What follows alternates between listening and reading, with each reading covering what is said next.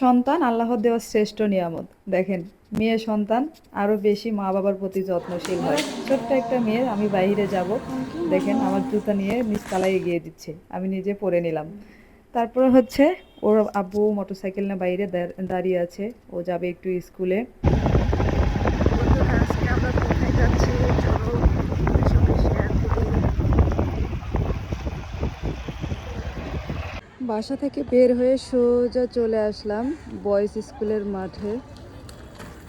এই যে বৃষ্টি হয়েছে, তারপরেও বাচ্চারা খেলতেছে। দেখো কত সুন্দর মাঠ। এটা হচ্ছে জেলা শিক্ষা ভবন। এই যে আমাদের এখানে রেখে চলে গেল ওর আব্বুর স্কুলে, এসএসসি পরীক্ষার খাতা কেটেছে, সেই খাতাগুলো জমা দিতে। এটা হচ্ছে ওই যে গার্লস স্কুলের ভবন।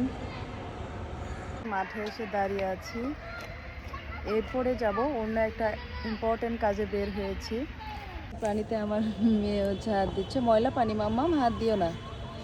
পানি দেখলো ভীষণ। আমার ছেলে মেয়েরা বাসা থেকে বের হয়ে এত খুশি হয়, মনে হয় মুক্ত পাখির। মাঠে বসে থাকতে থাকতে একদম টায়ার্ড হয়ে গেলাম, দেখি আর আসে নাই। এসএসসি পরীক্ষার খাতা কেটেছে, সেই খাতাগুলো স্কুলে জমা দিয়ে গেছে, দিয়ে দেরি হলো জন্য আমি ওর স্কুলে ঢুকলাম। স্কুল থেকে বের হলাম সেই কাঙ্ক্ষিত কাজের উদ্দেশ্যে, দেখা যাক কি হয়। এই যে দেখতেছি কোন এলাকাটা বেশি ভালো, সেই এলাকায় যাব। আমার আর আপনার ভাইয়ের একটু খুব পছন্দ হচ্ছে নিরিবিলি পরিবেশ, এই জন্য নিরিবিলি এলাকায় ঢুকতেছি। মেইন শহর থেকে একটু ঘুরে হলেও নিরিবিলি পরিবেশ থেকে একটু বাসা খুঁজবো, কিন্তু কোথায় হচ্ছে পাওয়া যায়। তো চলুন আপনাদের সঙ্গে করে নিয়ে যাই। এই যে এটা হচ্ছে কবরস্থান। সবাইকে একদিন চলে যেতে হবে, এই দুনিয়া ছেড়ে, এই সুন্দর পৃথিবী ছেড়ে সবাইকে এই স্থানেই যেতে হবে। আসসালামু আলাইকুম ইয়াহলাল কবর। কথা বললে অবশ্যই আপনারা সালাম দিবেন। এটা হচ্ছে লালমনিরহাট কেন্দ্রীয় কবরস্থান। রাস্তার মধ্যে দেখতেছি ভুট্টাগুলো পেকে একদম ঝুমঝুমা হয়ে আছে, কিন্তু বৃষ্টির কারণে জমির মালিক হয়তো তুলতে পারতেছে না। এবার ভুট্টাতে সবাই কম বেশি একদম হচ্ছে লস খেয়ে যাবে। আর এদিকে দেখেন মোটরসাইকেল বাতাস লাগে, এর জন্য আমার মেয়ে কি করতেছে, গাড়ির উপরে দাঁড়িয়ে আছে। প্রচন্ড গরম, গরমের মধ্যে রোদের মধ্যে আমরা বাসা নিয়ে গেছি। এই যে এখানে পলিটেকনিক্যাল স্কুল অ্যান্ড কলেজ হচ্ছে, শুরু হচ্ছে। এলাকার জমির ডিমান্ড আরও বেড়ে যাচ্ছে।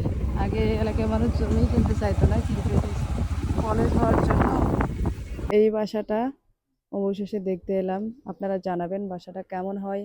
আর ভিতরে একটু দেখাই, একতলা বাসা। হলো বাসার বাহিরের অংশ, আমরা ভিতরে প্রবেশ করতেছি, দেখি কেমন। এটা কিচেন রুম।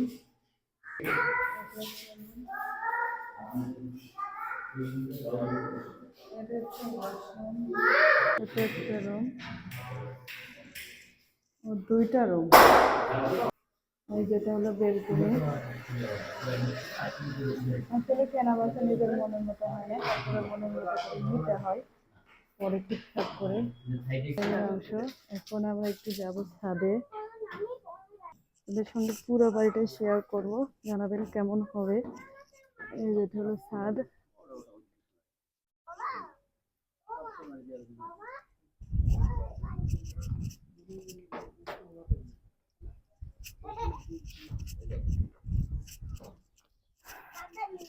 বেশ সুন্দর, চতুর্পাশে ফাঁকা জায়গা। বাসাটি কেমন হবে কমেন্ট করে জানাবেন সবাই। বাসার বাইরের অংশটা ভীষণ সুন্দর দেখা যাচ্ছে, পরিবেশটাও বেশ সুন্দর। চতুর্দিকে ঘুরে ঘুরে দেখলাম, কিন্তু ভিতরের অংশটাই তেমন ভালো।